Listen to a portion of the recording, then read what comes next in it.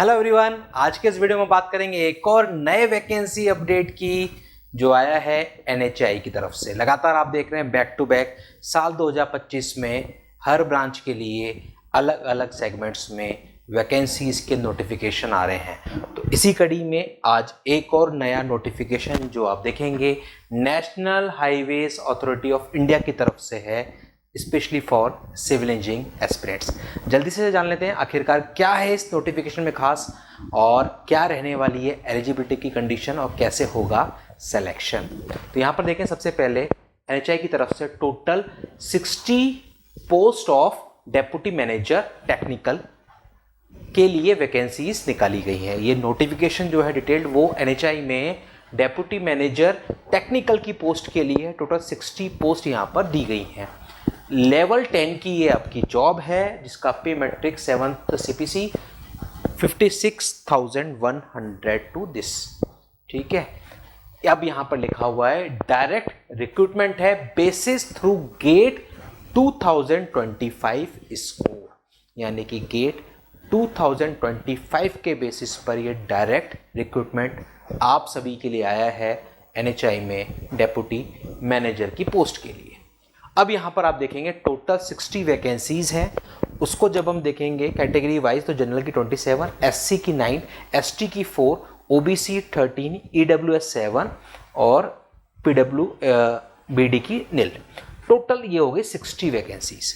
तो इस तरीके से टोटली 60 वैकेंसीज का नोटिफिकेशन है। यहाँ पर ये भी लिखा है कि नंबर ऑफ पोस्ट को बढ़ाया या घटाया जा सकता है एज पर द अथॉरिटी, यानी कि आगे जाके ये पोस्ट कम और ज़्यादा भी हो सकती है।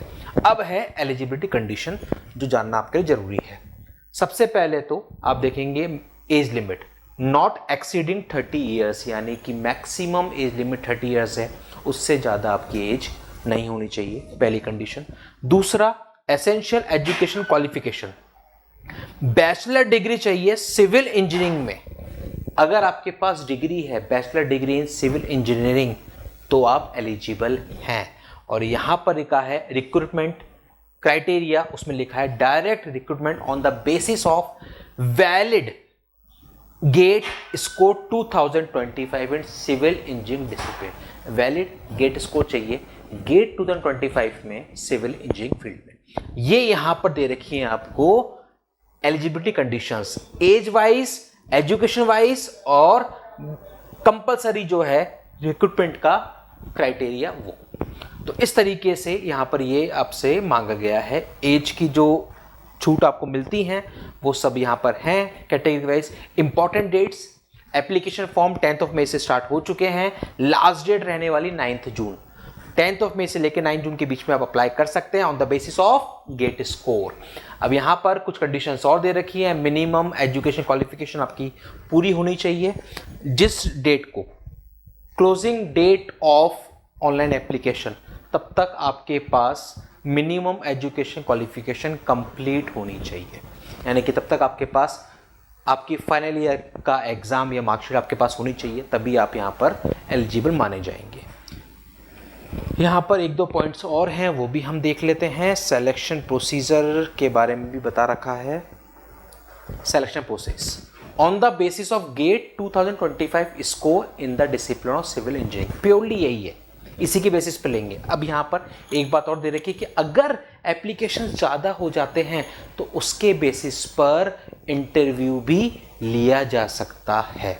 ये फैसला डिपेंड करेगा अथॉरिटी के ऊपर।